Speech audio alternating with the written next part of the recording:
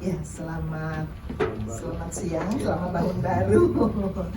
Tadi sambil menunggu mulai ibadah, ada di belakang saya ada yang bisik-bisik.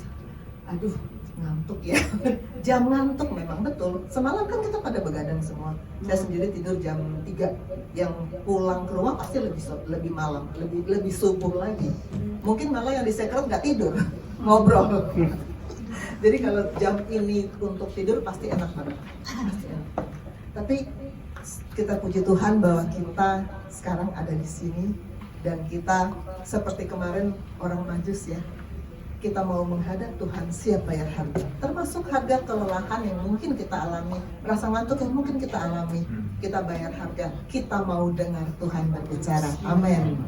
Dari Kuta Beach, kami mengucapkan selamat tahun baru 1 Januari 2024. Tuhan Yesus memberkati.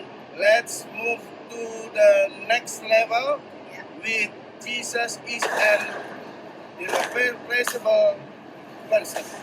God bless you. Ya,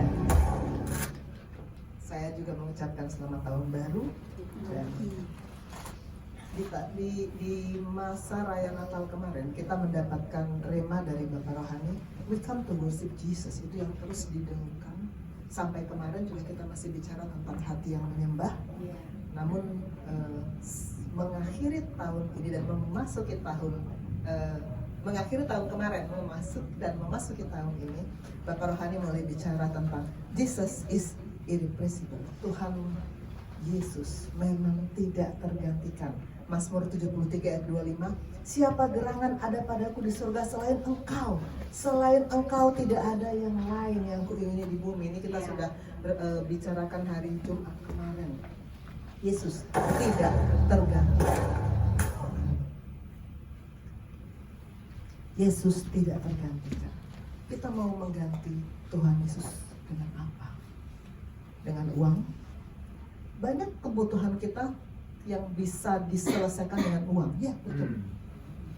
Tetapi, saya kan dokter ya. Kalau saya menghadapi pasien yang saya tahu, apapun yang kita lakukan dia pasti selesai. Keluarganya menangis. Dokter, berapapun harganya kami bayar. Beli obat semahal apapun kami bayar, asal selamat. Kok banyak yang begitu, ngomong begitu, tapi kami mau bilang apa? Memang kalau sudah saatnya, ada dan cukup banyak penyakit yang memang nggak bisa sembuh. Atau kalaupun sementara sembuh, nanti juga kambuh lagi, akhirnya selesai juga. Karena tubuh kita fana. Kita mau gantikan Tuhan Yesus dengan apa? Uang nggak bisa menyelamatkan. Kita mau gantikan dengan apa? Dengan pasangan hidup. Saya punya teman dekat yang menikah dengan tetangga, sehingga tentu berganti ya. Dan memang kebetulan suaminya memang punya jabatan tinggi, punya kekayaan yang luar biasa, sehingga kehidupannya kalau orang lihat sih seperti orang iri ya, wih enak banget ya hidup kayak dia itu ya. Apa betul? Enak banget. Kemarin kita di hari Jumat dan kemarin juga kita saya masih ulangi lagi Yohanes 6 ayat 63 yang berkata, rohlah yang memberi hidup, daging sama sekali tidak berguna. Kata bergunanya hilang. Daging sama sekali nggak berguna. Apa yang kita miliki secara fisik, kita lihat indah, kita lihat kaya, kita lihat kedudukan, nggak ada gunanya. Kita nggak bisa mengganti Tuhan Yesus dengan itu, karena di sorga itu nggak ada gunanya. Fisik tidak bisa, tidak ada fisik yang masuk, yang punya akses untuk masuk ke kerajaan Allah. Kita mau ganti Tuhan dengan apa? Dengan kedudukan, dengan posisi. Ada kerabat dari suami saya ganti KTP. Ganti KTP tahu dengan apa? Supaya pangkatnya naik sampai puncak. Tercapai pangkatnya naik sampai puncak. Tapi apakah itu menyelamatkan? Pasti tidak. Pasti tidak. Daging sama sekali tidak berguna. Yesus tidak bisa digantikan dengan apapun. Jesus irreplaceable, tidak bisa digantikan. Karena itu kita mesti katakan bahwa prioritas dalam hidup kita adalah Yesus. Amin. Dan pada kesempatan sharing ini seperti yang sudah saya sampaikan di Oktober, November, dan sekarang Desember, saya akan menyampaikan tentang my priority part 1, part 2, dan sekarang part 3. Jesus tidak bisa digantikan, maka dia harus menjadi prioritas. Ini di Oktober kita bicara part 1. Saya tidak akan ulang lagi yang sudah saya sampaikan di part 1, tapi kalau ada yang mau lihat lagi, ada rekamannya di YouTube saya yang sudah di-share oleh Pastor Rio tentunya. Juga part 2 di bulan November, itu juga ada rekamannya. Dan yang sekarang part 3 juga nanti akan ada rekamannya. Bisa disimak ulang kalau ada yang kepo-kepo apa sih yang dibicarakan sebelumnya gitu ya. Nah, kita masuk kembali dalam nats pembimbing kita, ayat emas kita, dan seperti biasa saya undang saudara semua untuk kita berdiri, kita mendeklarasikan ulang. Sebetulnya kita sudah hafal nih ya, pasti sudah hafal. Matius 6 ayat 33, 1, 2, 3. Tetapi carilah dahulu kerajaan Allah dan kebenarannya, maka semuanya itu akan ditambahkan kepadamu. Amin. Silakan duduk Bapak Ibu Saudara. Cari dahulu kerajaan Allah. Saya suka memakai sistematika what, why, how untuk membuat apa yang saya sampaikan lebih teratur dan bisa dipahami. What? Kita sudah berbicara tentang apa itu prioritas di part 1 dan part 2. Di part 3 saya hanya ulang kalimat yang mengatakan prioritas selalu berhubungan dengan kebutuhan dasar, basic needs. Dan seorang ahli bernama Maslow pernah melahirkan teori tentang piramida kebutuhan, dan ini sangat terkenal bahwa kebutuhan kita ada yang namanya kebutuhan paling dasar, itu kebutuhan fisik, sandang, pangan, papan. Kita tidak akan keluarkan uang untuk beli yang lain kalau sandang, pangan, papan belum terpenuhi. Sesudah itu baru kebutuhan akan rasa aman. Sesudah itu baru kebutuhan akan hubungan, akan saling mengasihi. Sesudah itu kebutuhan akan prestise. Baru terakhir aktualisasi. Ini dicetuskan oleh Maslow di tahun 1943. Dan ini memang merefleksikan keadaan manusia yang sudah jatuh dalam dosa. Sudah jatuh dalam dosa. Waktu kami Komsel membicarakan ini, Pastor Jerry bilang ini kondisi manusia sesudah jatuh dalam dosa. Ya, karena sebelum itu, kalau saya baca penciptaan itu sekitar 4.000 sebelum Masehi. Kalau yang saya baca seperti itu, di 4.000 sekian sebelum Masehi itu Allah mulai menciptakan langit dan bumi kan. Dan kemudian ada penciptaan manusia. Waktu Allah menciptakan benda-benda langit, binatang, tumbuhan, dia hanya berfirman. Ini ilmunya Pastor Rio, saya minta izin ya Pastor. Ini slide-nya Pastor Rio nih. Pastor Rio memberikan permodulan kepada kami, saya dan murid-murid saya, dan banyak slide-nya yang memberkati saya. Manusia beda dengan ciptaan lain. Kita mula-mula diambil dari debu dan tanah, kita dibentuk. Kalau ciptaan lain, Tuhan berfirman jadi. Tapi kalau kita dibentuk karena kita istimewa, bagi Tuhan kita istimewa. Kita dibentuk dengan debu tanah. Tapi itu saja belum selesai. Sampai di situ kita belum dinyatakan hidup. Baru kemudian Tuhan Allah menghembuskan, kita sering mendengar kata wayipah ya. Saya sendiri juga baru tahu ini karena saya tidak belajar bahasa-bahasa asing yang aneh ini. Ini ilmunya Bapak Rohani, Pastor Debbie, Pastor Rio. Hembusan itu, nafas hidup yang dihembuskan itu terus menerus. Kalau berhenti, kita di mata sorga mati. Kalau hembusan itu berhenti, di mata sorga kita mati. Karena itu ketika manusia baru diciptakan sesuai dengan citra Allah, untuk tujuan Allah, maka yang kita butuhkan untuk hidup hanya satu, nafas hidup. Hanya itu. Karena hanya itu yang kita butuhkan, karena selebihnya semuanya sudah digenapi oleh Allah. Sehingga piramida kebutuhan manusia awal penciptaan seperti ini. Hanya spiritual need yang kita butuhkan. Kita nggak butuhkan asuransi untuk keamanan, enggak. Kita nggak butuhkan aktualisasi di media sosial, enggak. Hanya spiritual need ketika itu. Sehingga ketika itu seharusnya kita akan bilang Christ is enough. Tuhan Yesus cukup. Tuhan cukup untuk kita. Namun kenapa kemudian menjadi nggak cukup? Markus 4:18-19. Ada yang bawa mic, boleh tolong bacakan? Pastor Rio. Markus pasalnya keempat ayat 18 dan 19.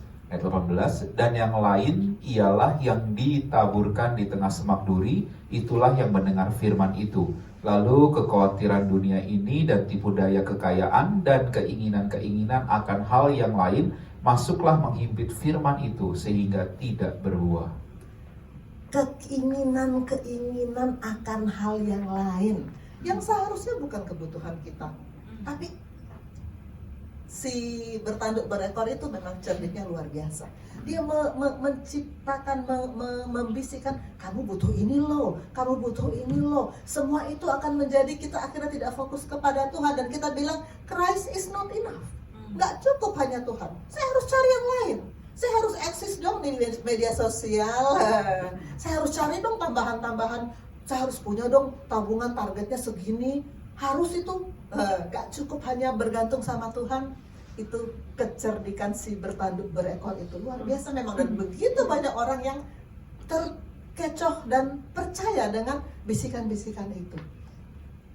Padahal ketika Allah menciptakan manusia, di Kejadian 1 ayat 31, Allah melihat yang dijadikannya itu sungguh amat baik. Waktu penciptaan benda-benda sebelumnya, binatang-binatang, penciptaan tumbuhan, kan Allah bilang semua yang diciptakannya baik. Begitu manusia, sungguh amat baik.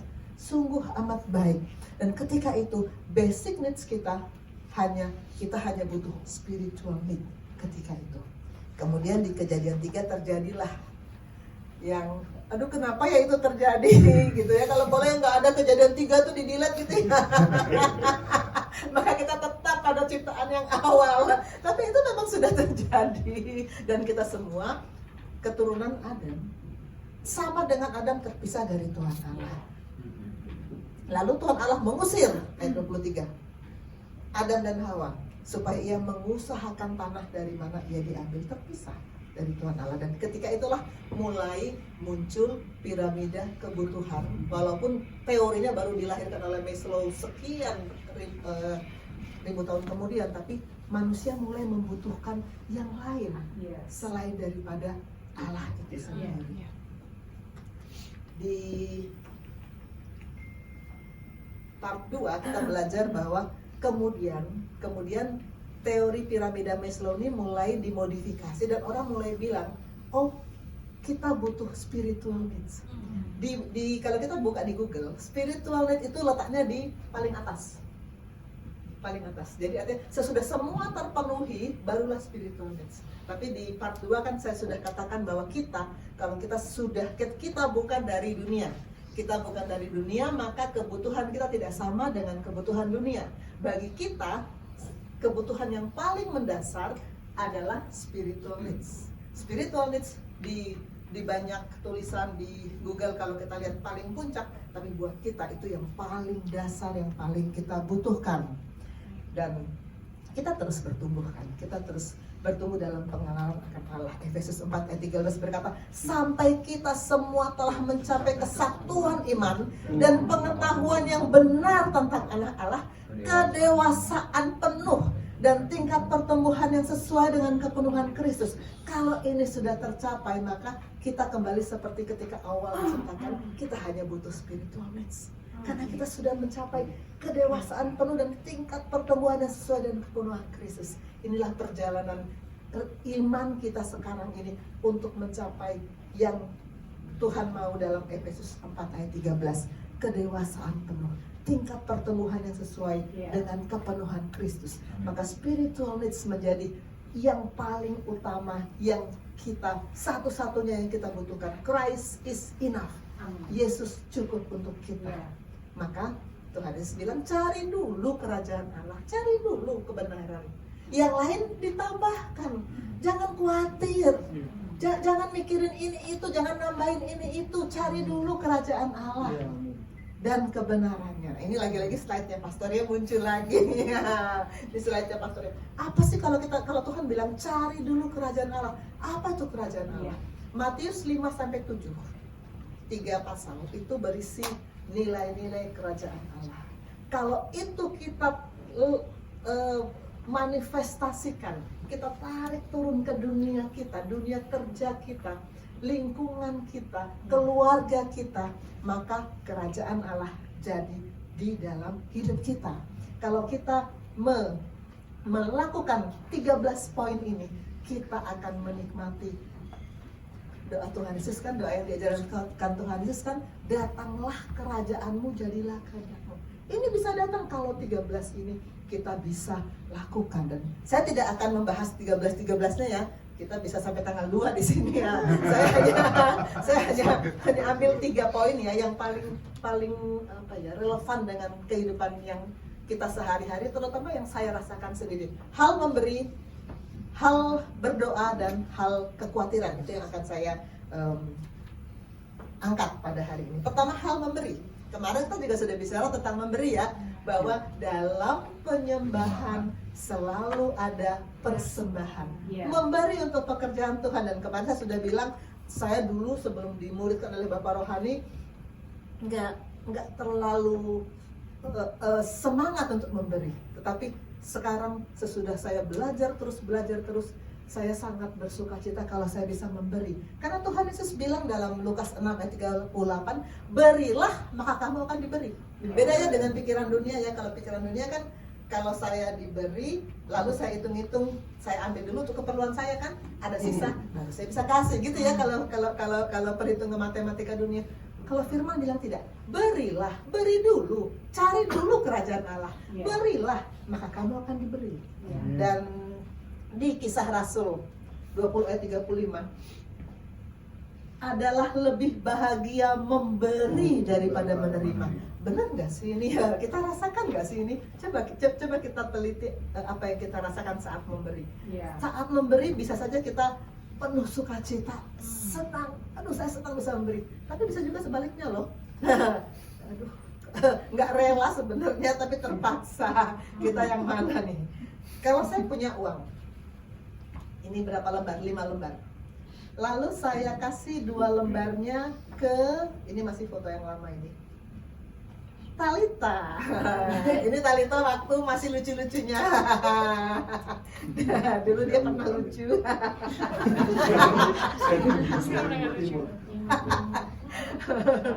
Maka yang saya miliki tinggal 3 dong. Berkurang ya. Kalau kita memberikan, saya punya 500.000, saya kasih 200 juta, saya punya tinggal 300, berkurang ya. Ini matematika dunia. Tapi kalau matematika surga gak gini. Kalau saya punya 5 lembar, lalu 2 lembarnya saya kasih untuk pekerjaan Tuhan, maka Tuhan akan tambah-tambahkan loh. Akan bertambah-tambah yang kita dapatkan dengan cara Tuhan sendiri. Akan bertambah-tambah. Kenapa? Ya karena dia Tuhan. Dia sudah janji.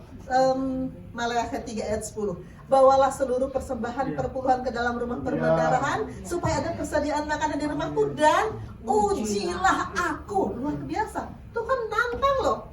Sama dengan kemarin Tuhan nantang kamu gak pergi juga. Begitu juga dia nantang sekarang, ujilah aku. Kalau kamu persembahkan persembahan tanpa hitung-hitungan, tanpa merasa rugi, tanpa merasa berat, dengan sukacita menyembah dengan memberi persembahan, uji aku, kata Tuhan. Luar biasa. Dan saya kemarin katakan, saya sudah buktikan itu. Tuhan melimpahkan berkat kalau kita terus memberi untuk pekerjaan Tuhan. Amin. Dalam hal gift, memberi, saya mau mengajak kita merenungkan 2 aspek, yaitu kepada siapa dan apa motivasi kita. Pertama, kepada siapa? Karena banyak orang banyak orang Kristen merasa kalau saya memberi untuk fakir miskin, itu sama dengan memberi untuk pekerjaan Tuhan. Banyak yang berpendapat begitu. Kalau kita memberi, pertama, yang kita harus beri rumah Tuhan, untuk rumah Tuhan. Kalau perpuluhan itu untuk rumah Tuhan. Iya. Kedua, hamba Tuhan. Hamba Tuhan. Ketiga, baru untuk orang miskin, orang yang berkekurangan. Rumah Tuhan. Ini saya mau mengajak kita baca 1 Tawarin 29 ayat 1 sampai sekian. Saya akan baca biar nggak ngantuk ya. Saya akan baca ayat yang ganjil, Bapak Ibu Saudara akan baca ayat yang genap. Berkatalah Raja Daud kepada segenap jemaah itu, Salomo anakku yang satu-satunya dipilih Allah adalah masih muda dan kurang berpengalaman. Sedang pekerjaan ini besar, sebab bukan untuk manusia bait itu, melainkan untuk Tuhan Allah. Dengan segenap kemampuan, aku telah mengadakan persediaan untuk rumah Allahku, yakni emas untuk barang-barang emas, perak untuk barang-barang perak, tembaga untuk barang-barang tembaga, besi untuk barang-barang besi, dan kayu untuk barang-barang kayu, batu permata syofam dan permata tatahan, batu hitam dan batu permata yang berwarna-warna, dan segala macam batu mahal-mahal dan sangat banyak pula. Lagi pula oleh karena cintaku kepada rumah Allahku, maka sebagai tambahan pada segala yang telah kusediakan bagi rumah kudus, aku dengan ini memberikan kepada rumah Allahku dari emas dan perak kepunyaanku sendiri. Iya. 3.000 talenta emas dari emas Ofir dan 7.000 talenta perak murni untuk menyalur dinding ruangan. Yakni emas untuk barang-barang emas dan perak untuk barang-barang perak dan untuk segala yang dikerjakan oleh tukang-tukang. Maka siapakah pada hari ini yang rela memberikan persembahan untuk Tuhan? Lalu para kepala puak dan para kepala suku Israel dan para kepala pasukan 1.000 dan pasukan 100 dan para pemimpin pekerjaan untuk raja menyatakan kerelaannya. Mereka menyerahkan untuk ibadah di rumah Allah 5.000 talenta emas, 10.000 dirham, 10.000 talenta perak, 18.000 talenta tembaga, dan 100.000 talenta besi. Siapa yang mempunyai batu permata menyerahkannya kepada Yehiel, orang Gerson itu, untuk perbendaharaan rumah Tuhan. Bangsa itu bersuka cita karena kerelaan mereka masing-masing, sebab dengan tulus hati mereka memberikan persembahan sukarela kepada Tuhan. Juga Raja Daud sangat bersuka cita, sangat bersuka cita. Kemarin kita mendengar merenungkan orang Majus ketika bertemu dengan bayi itu sangat bersuka cita. Begitu juga sekarang Raja Daud bilang, aku sangat mencintai Tuhan, aku mau kasih. Ayo, dia ngajak, siapa lagi yang mau? Siapa lagi yang mau? Mereka semuanya jadi mau mengumpulkan untuk rumah Tuhan. Dan apa yang mereka alami? Sangat bersuka cita. Sangat bersuka cita. Sukacita itu di Nehemia, sukacita itu adalah kekuatan. Saya sangat suka pernyataan Nehemia ini di Nehemia 8 ayat 10. The joy of the Lord is my strength. Kekuatan. Kalau kita bersuka cita karena kita memberi untuk Tuhan, sukacita itu menjadi kekuatan bagi kita. Mari kita nyanyikan lagu ini. Tanita, ayo pimpin nak. Ayo kita berdiri. Biar nggak ngantuk. Ini jam ngantuk ya. Kita berdiri, kita lebih bergairah, lebih bersemangat. Kita katakan the joy of the Lord is my strength.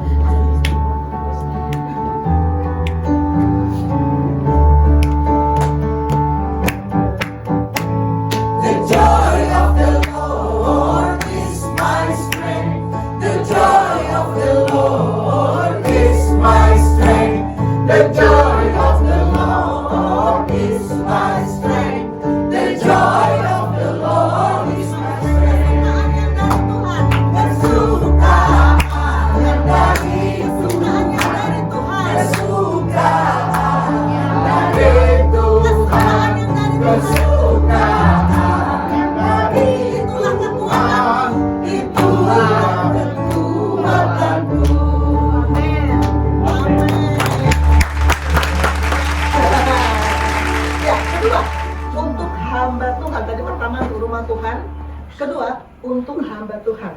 Ini foto, kebetulan ada foto tim gembala, ada saya di sini. Tapi saya tidak termasuk sasaran pemberian. Tidak, karena saya kerja. Yang dimaksud sasaran pemberian kita untuk hamba Tuhan adalah kaum Lewi. Kaum Lewi. Kaum Lewi itu hanya kerja untuk rumah Tuhan, hanya kerja untuk melayani Tuhan. Tidak kerja, nggak kerja seperti saya.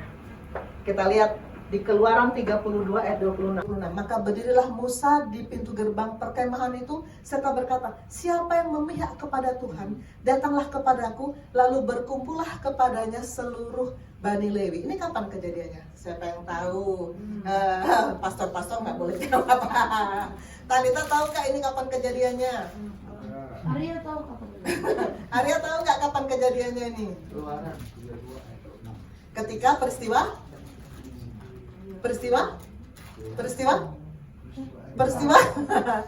lembu emas. Peristiwa lembu emas. Semua menyembah lembu emas, lalu siapa yang tidak ikut menyembah? Ternyata Bani Lewi. Makanya Bani Lewi itu sangat dikhususkan oleh Tuhan. Karena mereka tidak ikut menyembah lembu emas yang dibuat oleh Harun, dan entah kenapa itu bisa terjadi, saya juga bingung waktu baca itu. Aduh, terlalu sekali. Bilangan 8 ayat 14, demikianlah engkau harus mentahirkan mereka dari tengah-tengah orang Israel, supaya orang Lewi itu menjadi kepunyaanku. Istimewa di mata Tuhan orang Lewi itu, kepunyaan Tuhan. Maka Tuhan mewajibkan seluruh suku-suku yang lain di Israel untuk mensupport orang Lewi dari segi kebutuhan mereka. Di Bilangan 18 ayat 20 Tuhan berfirman kepada Harun, di negeri mereka engkau tidak mendapat milik pusaka dan tidak beroleh bagian di tengah-tengah mereka. Akulah bagianmu dan milik pusakamu di tengah-tengah orang Israel. Mengenai Bani Lewi, sesungguhnya aku berikan kepada mereka segala persembahan persepuluhan di antara orang Israel sebagai milik pusakanya, untuk membalas pekerjaan yang dilakukan mereka, pekerjaan pada kemah pertemuan. Jadi orang lain memang Tuhan peliharakan melalui persembahan-persembahan yang dikumpulkan dari ke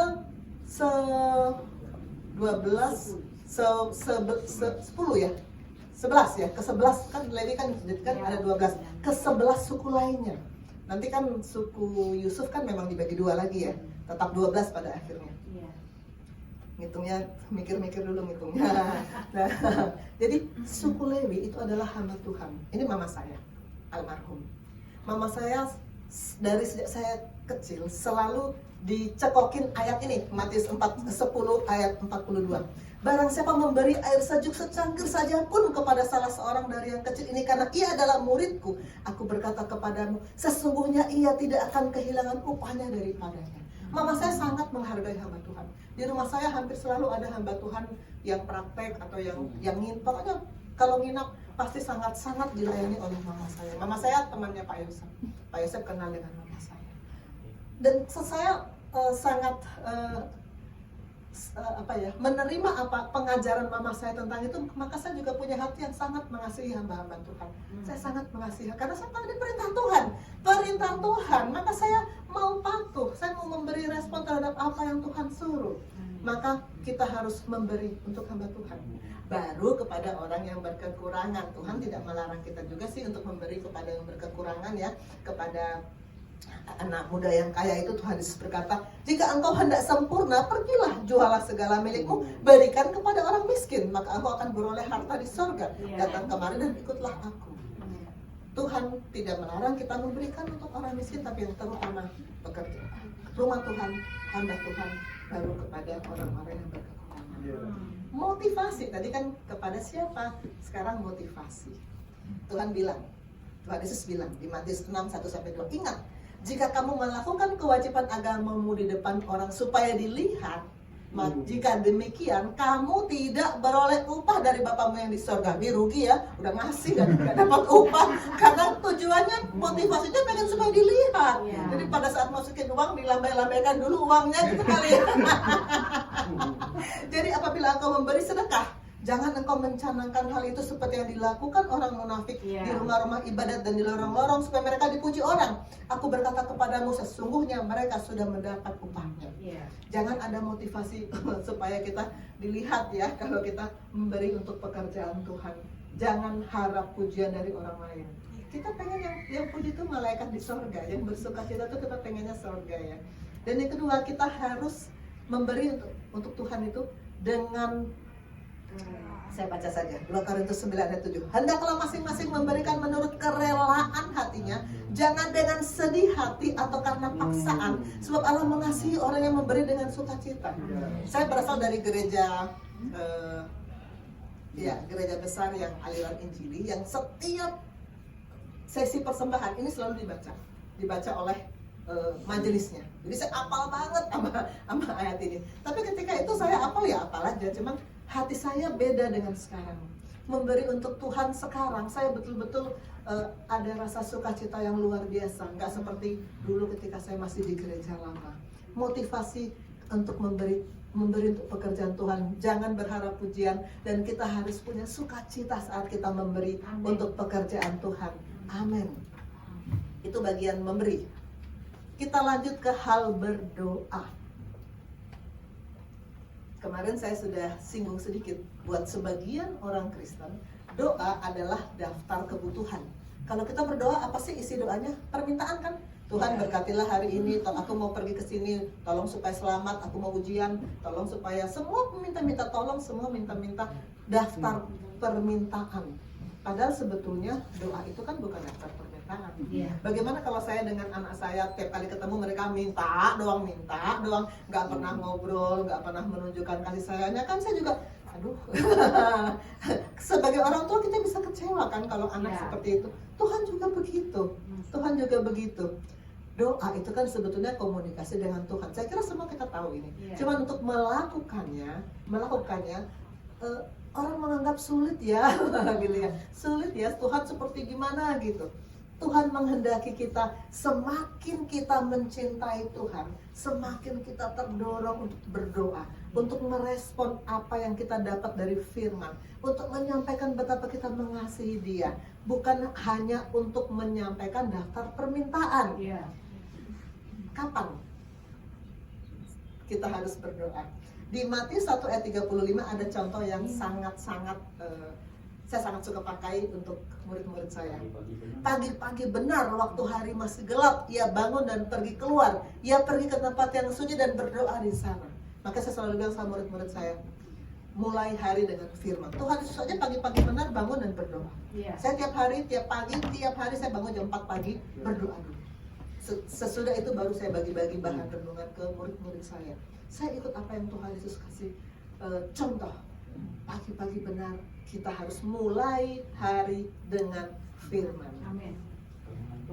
Saya ajak kita untuk merenungkan doa yang Tuhan Yesus ajarkan, doa Bapa Kami di Matius 6.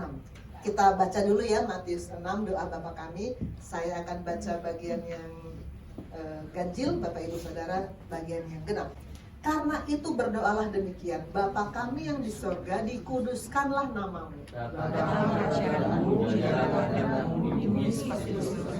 Berikanlah kami pada hari ini makanan kami yang secukupnya. Dan ampunilah kami akan kesalahan kami, seperti kami juga mengampuni orang yang bersalah kepada kami. Dan jangan membawa kami ke dalam pencobaan, tapi lepaskan kami daripada yang jahat. Karena Engkau yang punya sama-sama. Karena Engkau yang mempunyai kerajaan dan kuasa dan kemuliaan sampai selama-lamanya. Amin. Di gereja saya yang sebelum ini yang lama, tiap ibadah selalu ini diucapkan. Dan di sini juga di Gesim juga hampir selalu juga ini diucapkan. Banyak orang Kristen hafal dengan doa ini. Saya juga hafal. Tetapi hafal beda dengan menghidupi ya, beda ya. Kita coba lihat kalimat demi kalimat. Karena itu berdoalah demikian. Bapa kami yang di sorga, dikuduskanlah namamu. Kalau kita bilang sama Tuhan, Tuhan dikuduskanlah namamu, itu asal ngomong atau benar-benar kita mau nama Tuhan kudus? Karena kalau kita betul-betul mau nama Tuhan kudus, maka hidup kita juga harus kudus. Harus kudus. Mana bisa kita bilang Tuhan namamu dikuduskan ya, tapi kita hidup suka-suka, kita hidup lagi-lagi mengulang dosa yang sama, nanti kan diampuni. Kita juga harus hidup kudus. Petrus bilang, hendaklah kamu menjadi kudus di dalam seluruh hidupmu, sama seperti Dia yang kudus, yang telah memanggil kamu, sebab ada tertulis, kuduslah kamu sebab aku kudus. Mana bisa kita kudus, kita kan manusia gitu ya. Banyak murid saya bilang gitu, dokter kita kan manusia, wajar dong kita bolak-balik itu dalam dosa. Pengudusan kita itu terjadi dalam beberapa tahap. Pertama, penyelarasan roh. Ini sebetulnya kemarin saya sudah keluarkan sama dengan pembenaran ya. Pengudusan pertama saat kita menerima dia sebagai juru selamat, Ibrani 10 ayat 10. Dan karena kehendaknya inilah kita telah dikuduskan satu kali untuk selama-lamanya oleh persembahan tubuh Yesus Kristus. Ketika kita membuka hati terima dia sebagai juru selamat, kita dikuduskan oleh melalui penyelarasan roh. Ini kemarin sudah saya keluarkan, penyelarasan roh, pengudusan roh tahap pertama. Lalu kemudian ada yang tahap kedua, jiwa dan tubuh. Kita lihat di sini, dikuduskan oleh penyelarasan tubuh dan jiwa. Bukan cuma roh yang perlu dikuduskan, karena kita terdiri dari tubuh, jiwa, dan roh. Kita bukan roh doang, kita nggak gentayangan roh doang, enggak. Kita punya tubuh, punya jiwa. Tubuh dan jiwa juga harus dikuduskan. 1 Tesalonika 5, 23, 24. Semoga Allah damai sejahtera menguduskan kamu seluruhnya. Dan semoga roh, jiwa, dan tubuhmu terpelihara sempurna dengan tak bercacat pada hari kedatangan Yesus Kristus Tuhan kita. Ia yang memanggil kamu adalah setia. Ia juga akan mengenapinya. Penyelarasan dengan firman ini harus terjadi tiap-tiap hari. Makanya kemarin saya selalu bilang sama murid-murid saya, mulai hari dengan firman. Dan firman yang datang harus kita respon. Dan firman yang datang harus kita jadikan untuk menyelaraskan pikiran kita dengan firman, perasaan kita dengan firman, keinginan kita dengan firman, harus selaras. Dan yang ketiga, dikuduskan dalam kekudusan yang sempurna. Ini bagian yang ketiga dari pembenaran, glorification. 1 Yohanes 3 ayat 2. Saudara-saudaraku yang kekasih, sekarang kita adalah anak-anak Allah, tapi belum nyata apa keadaan kita kelak. Tapi kita tahu bahwa apabila Kristus menyatakan dirinya, kita akan menjadi sama seperti dia, sebab kita melihat dia dalam keadaan yang sebenarnya. Ini adalah bagian yang ketiga dari, saya coba keluarkan agak jauh ya. Nah ini, bagian pertama penyelarasan roh, pengudusan roh. Bagian yang kedua, pengudusan jiwa dan tubuh. Bagian yang ketiga, pembenaran kekal saat kita bersama-sama dengan Allah untuk selama-lamanya. Itu tujuan yang kita semua pengen. Tapi menjalani pengudusannya, banyak orang ogah. Banyak orang merasa kita kan masih hidup di daging. Tidak, harus diselaraskan, harus dikuduskan. Ayat berikutnya. Datanglah kerajaanmu, jadilah kehendakmu di bumi seperti di sorga. Kalau kita bilang datanglah kerajaanmu, ini lagi-lagi ilustrasi pastoral nih. Kalau bilang kerajaan, apakah ada istana emas tiba-tiba turun di Gang Mawar gitu ya? Kerajaan Tuhan datang bila kita membawa nilai-nilai kerajaan yang 13 tadi, 3 pasal tadi. Kalau itu kita bawa dalam hidup kita, kerajaan Tuhan jadi di kehidupan kita, di keluarga kita, di lingkungan kita. Kita bilang jadilah kehendakmu di bumi seperti di surga. Itu kita ngomong kan, kalau kita mengucapkan doa Bapa kami, mulut kita ngomong ya, Tuhan jadilah kehendakmu di bumi seperti di surga. Apakah yang kita omongin ini memang kita sadar untuk kita lakukan tiap-tiap hari? Karena ada God's will, ada my will, dan itu selalu bertentangan. Ada keinginan Allah, ada keinginan daging, dan itu bertentangan. Jadi kita jangan asal-asal bilang jadilah kehendakmu, tapi kita lalu merencanakan yang tidak memuliakan Tuhan. Pastikan kalau kita bilang jadilah kehendakmu, maka yang kita rencanakan memang God's will, bukan my will. Ke-11. Berilah kami pada hari ini makanan kami yang secukupnya. Saya waktu baca ini, merenungkan ini, Tuhan sampai ikut campur sampai makanan gitu ya. Sampai makanan ya. Beri kami pada hari ini makanan yang secukupnya. Tapi sebetulnya ini sangat relevan. Karena kalau kita seperti ini, bukan secukupnya ya. Kita semaksimalnya. Maka yang pasti penyakit demi penyakit datang. Yang pasti kolesterol datang, asam urat datang, penyakit jantung datang, penyakit stroke datang, diabetes datang. Makanya Tuhan juga sudah ajar dari awal, makan itu yang secukupnya saja. Ini saya sekalian memperkenalkan kabur ya. Memperkenalkan nanti kalau di YouTube-nya ya. Mudah-mudahan ini dari WHO. Isi piringku dianjurkan kalau kita makan dalam satu porsi makan, separuhnya adalah sayur dan buah, separuhnya adalah nasi dan lauk. Berarti kan kalau orang makan seringkali kan nasinya lumayan banyak, lauknya lumayan banyak, sayurnya cuma sepotong timun doang atau malah nggak ada. Kalau sayur dikit buah dibanyakin, kalau buah dikit sayur dibanyakin. Kalau dua-duanya nggak ada, bertentangan dengan anjuran dari WHO dan Kemenkes. Baik WHO maupun Kemenkes menganjurkan ini. Kalau kita terus menekuni kehidupan yang seperti ini, maka yang akan terjadi adalah akhirnya ambulans datang. Akhirnya ambulans datang. Makanya Tuhan bilang makanan yang secukupnya ya, jangan yang berlebihan. Ke-12, dan ampuni kami akan kesalahan kami seperti kami juga mengampuni orang yang bersalah kepada kami. Mengampuni itu susahnya gini, banyak orang bilang begini, yang salah dia kok.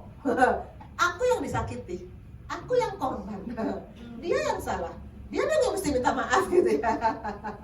Dia yang salah, dia nggak minta maaf ya sudah. Itu yang membuat kita tetap menyimpan luka hati, walaupun yang katakanlah yang jahat orang itu, tapi sebetulnya musuh kita yang sebenarnya kan bukan orang itu ya. Musuh kita bukan darah dan daging, selalu kita harus sadar itu. Musuh kita bukan darah dan daging yang kita lihat fisiknya di depan mata kita, bukan. Di balik itu ada kuasa kegelapan yang berusaha untuk merampas firman dari kita melalui orang-orang yang kita hadapi sehari-hari.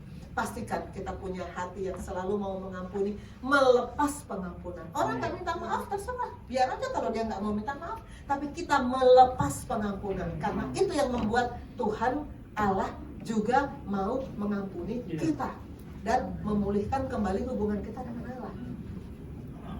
Ampuni. Tuhan Yesus ketika disalibkan berkata, ya Bapak ampunilah mereka sebab mereka tidak tahu apa yang mereka perbuat. Jadi kalau orang nggak minta maaf sama kita, itu termasuk golongan orang yang mereka nggak tahu apa mereka perbuat. Kita bilang sama Tuhan, aku melepas pengampunan. Aku melepas pengampunan. Kalau sekarang ini masih ada Bapak Ibu Saudara yang masih ada ganjelan, luka hati. Kebanyakan kan kita merasa kita yang korban. Luka hati, lepas pengampunan. Lepas pengampunan. Amin. Dan jangan membawa kami ke dalam pencobaan, tapi lepaskan kami daripada yang jahat. Yakobus 1 ayat 3 berkata begini, apabila seseorang dicobai, janganlah ia berkata, pencobaan ini datang dari Allah. Seringkali ini terjadi kalau saya bawa murid-murid saya pelayanan pasien. Kalau saya belum lupa tentir, lupa kasih arahan, umumnya murid-murid saya bilang gini, Bapak Ibu, penyakit ini Tuhan berikan supaya, itu kemarin saya bilang sudah terlanjur, tapi nanti kemudian sudah kita keluar saya bilang Tuhan tuh nggak pernah berikan penyakit itu datang dari alam maut. Tuhan itu nggak memberikan penyakit, tetapi Tuhan bisa mengizinkan penyakit datang, karena Yakobus bilang Allah tidak mencobai siapapun kok, tetapi manusia dicobai oleh keinginannya sendiri, karena ia diseret dan dipikat olehnya. Kita sendiri yang bikin masalah-masalah buat kita. Itu bukan Tuhan tiba-tiba kasih penyakit, karena manusia sendiri yang memang dari awal sudah sejak pendosa pertama, sejak perbuatan dosa pertama dari Adam, keturunannya sampai kita memang sudah melakukan hal-hal yang membuat akhirnya hukuman, konsekuensi datang. Bukan hanya hukuman ya, konsekuensi. Itu bukan hukuman, tapi kalau kita misalnya gini, diabetes, terus memang makan yang manis, itu kan konsekuensinya kemudian kalau rusak ginjal. Bukan hukuman sebetulnya, itu konsekuensi ya. Kita ke yang terakhir, hal kekhawatiran. Tadi 3 ya yang saya membahas ya. Hal kekhawatiran ini saya punya banyak sekali pasien yang Kalau saya periksa fisiknya, nggak ada apa-apa. Jantungnya bagus, paru-parunya bagus, lambung bagus, periksa lab bagus, saya USG bagus. Tapi keluhannya banyak, dari ujung kepala sampai ujung kaki sakit. Yang seperti ini kalau saya gali, ternyata hidupnya penuh kekhawatiran. Kekhawatiran. Nah, kita baca hal kekhawatiran di Matius 6.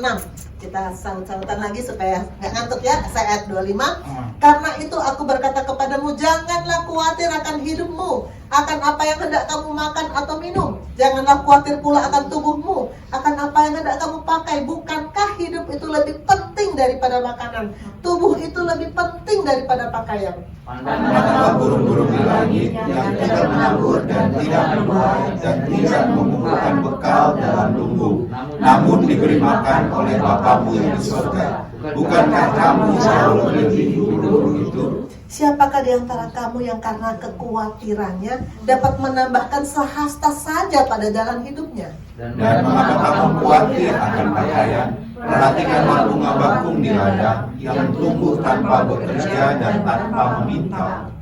Namun aku berkata kepadamu, Salomo dalam segala kemegahannya pun tidak berpakaian seindah salah satu dari bunga itu. Jadi jika demikian Allah mendanai rumput di ladang yang hari ini ada dan besok dibuang ke dalam api, tidakkah Ia akan lebih lagi mendanai kamu, hai orang yang kurang percaya? Sebab itu janganlah kamu khawatir dan berkata, apakah yang akan kami makan, apa yang akan kami minum, apa yang akan kami pakai. Semua itu dicari bangsa-bangsa yang tidak mengenal Allah. Akan tetapi Bapamu yang di surga tahu bahwa kamu memerlukan semuanya itu. Ayat 33 sama-sama ya. Tetapi carilah dahulu kerajaan Allah dan kebenarannya, maka semuanya itu akan ditambahkan kepadamu. Amin. Jadi ayat mas kita ini ternyata bagian akhir dari ketika Tuhan Yesus berbicara tentang kekhawatiran. Karena berarti kekhawatiran itu bukan cuma penyakit zaman sekarang. Dari dulu orang selalu hidup dalam kekhawatiran. Banyak sekali pasien-pasien saya yang datang berobat dengan banyak keluhan. Ternyata dasarnya cuma satu, khawatir. Saya takut mati, dokter. Lu takut nggak takut, pada saatnya juga mati. Khawatir luar biasa, membuat keluhan jadi banyak sekali. Ini sekian banyak penyakit yang timbul akibat kekhawatiran. Ini sakit-sakit psikosomatik semuanya. Kalau kita bilang psikosomatik itu penyakit yang dialami oleh fisik, tapi sumbernya adalah kekhawatiran. Dan memang kalau tidak seiman, saya sulit menolong. Tapi kalau pasien itu seiman, saya langsung, kita lagi di poli, tutup pintu. Saya suruh murid saya tutup pintu. Saya langsung tantang dia, terima Yesus dulu. Sesudah itu nanti pasti kamu akan dapat penyelesaian. Intinya kan cuma satu, buka hati terima Yesus dan terus terhubung dengan surga. Kekhawatiran itu pasti hilang. Cari dahulu kerajaan Allah dan kebenarannya, maka semuanya akan ditambahkan kepadamu. Amin. Ini penyakit yang paling banyak saya temui yang berhubungan dengan kekhawatiran. Pertama darah tinggi, kedua mah. Ini dua penyakit yang paling banyak di bagian saya, penyakit dalam yang bertambah parah atau kambuh-kambuh kalau dia khawatir. Maka kalau pasien-pasien seperti ini, kalau dia anak Tuhan, langsung saya kasih pintu nana. Kekhawatiran itu nggak ada gunanya. Untuk apa khawatir? Itu tidak mengubah apapun. Kekhawatiran sebetulnya adalah wujud ketidakpercayaan. Itu menunjukkan tidak adanya iman. Kita kalau nyanyi kan, hatiku percaya, tapi dalam kehidupan sehari-hari penuh kekhawatiran, penuh dengan keluhan. Selaraskan. Tadi Bapak Rohani ngajar saya tentang disiplin adalah apa yang diucapkan selaras dengan apa yang dilakukan. Jadi kalau kita memuji Tuhan, ngomong apa sama Tuhan, pastikan dari hari ke hari selama 1 minggu semua yang kita omongin sama Tuhan itu memang kita lakukan. Pasti kekhawatiran pergi ya. Ini masih slide Pastor Rio. Hanya orang-orang yang membawa nilai-nilai kerajaan yang dapat menghadirkan kerajaan Allah di bumi. Kita adalah orang-orang yang bisa menghadirkan kerajaan Allah di bumi karena kita tahu firman ini. Kita tahu firman ini, kita miliki, kita sepakat dengan firman, kita lakukan, maka datanglah kerajaanmu. Itu akan terjadi dalam hidup kita. Amin. Kenapa? Kenapa kita harus memprioritaskan Tuhan? Ini tinggal singkat lagi ya, udah gak panjang lagi ya. Sudah mulai lihat-lihat jam. Pertama karena ini perintah Tuhan. Dalam Yohanes 15 ayat 5, Tuhan Yesus berkata, aku pokok anggur, kamu ranting-rantingnya. Kalau kamu tinggal di dalam aku, maka kamu akan berbuah banyak. Tapi sebaliknya, kalau di luar aku, kamu gak bisa berbuat apa-apa. Ekstrimnya, ekstrim banget ya, gak bisa tengah-tengah. Aku yang sedang-sedang aja, gak usah berbuah banyak, berbuah dikit aja gak bisa. Kalau kita di dalam dia, melekat pada pokok anggur, kita akan berbuah banyak. Kalau kita terpisah, kalau Pastor Rio bilang 1 mili aja terpisah, kita tidak bisa berbuat apa-apa. Itu ayat yang perintah Tuhan. Mengapa kita harus memprioritaskan dia. Dan di Matius 22 waktu orang-orang musuh abadi Tuhan Yesus sepanjang dia bekerja ya, Farisi dan ahli Taurat ya selalu aja nanya-nanya berusaha menjatuhkan. Tuhan, hukum apa yang paling utama? Jawab Yesus, kasihi Tuhan Allahmu dengan segenap hatimu, segenap jiwamu, segenap akal budimu. Kalau kita kasihi dia dengan segenap hati, pasti dia prioritas. Pasti. Gak mungkin kita menomorduakan dia. Pasti kita katakan dia tidak tergantikan. Kalau kita betul-betul mengasihi dia. Dan alasan kedua kenapa kita harus mengutamakan Tuhan, memprioritaskan Tuhan, menjadikan dia tokoh yang tidak tergantikan. Karena kalau kita mengutamakan Tuhan, kita berhubungan dengan kekekalan. Kalau kita mengutamakan yang kelihatan, kecantikan, kekayaan, uang, itu semua adalah sementara. Tidak ada fisik yang naik ke kekekalan, nggak ada. Itu semua akan kita tinggalkan. Maka jangan bodoh. Paulus bilang, sebab itu janganlah kamu bodoh, tapi usahakan supaya kamu mengerti kehendak Tuhan. Jangan bodoh anak-anak Tuhan. Jangan menomorduakan kekekalan daripada kesementaraan. Ini yang kemarin saya sudah sampaikan.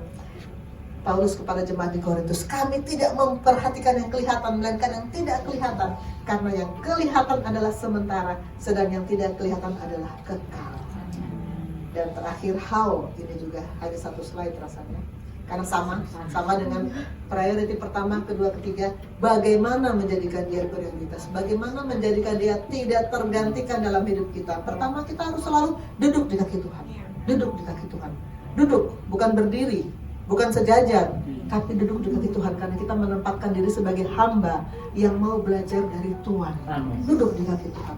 Dan kedua, lakukan saja tanpa negosiasi. Kalau begini aja boleh nggak Tuhan? Nggak, lakukan saja apa yang Tuhan nyatakan saat kita baca firman. Tuhan singkapkan saat kita baca firman. Respon kita haruslah kita katakan, Tuhan, aku sepakat dengan firman.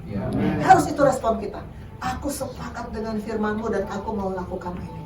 Maka kita akan menjadikan dia sebagai yang tidak tergantikan, yang menjadi prioritas hidup kita. Kesimpulan, Jesus irreplaceable. My priority. 1, jadikan Tuhan prioritas. 2, duduk di kaki Tuhan. 3, lakukan firman. 4, beri untuk pekerjaan Tuhan. 5, doa sesuai perintah Tuhan. Dan 6, jangan khawatir. Mari kita berdoa. Bapa di sorga, terima kasih karena firman-Mu sudah datang. Aku percaya firman tidak akan kembali dengan sia-sia. Aku percaya firman-Mu akan terus bekerja di hati anak-anak-Mu.